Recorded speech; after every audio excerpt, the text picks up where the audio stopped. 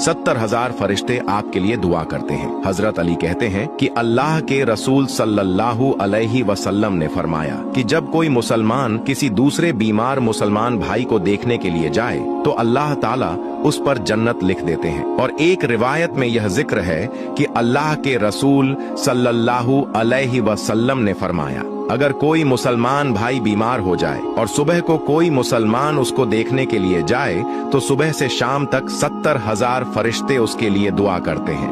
और जो मुसलमान शाम को उसको देखने के लिए जाए तो शाम से सुबह तक 70,000 फरिश्ते उनके लिए दुआ करते हैं। इसीलिए हर मुसलमान को चाहिए कि जब कोई अपने रिश्तेदारों में या दोस्तों में या पड़ोसियों में या कोई भी जान पहचान का मुसलमान भाई बीमार हो तो उसको देखने के लिए जाना चाहिए। इस पर भी बहुत बड़ा सवाब है। और इस वीडियो को अपने सारे दोस्तों और घर वालों को शेयर करें।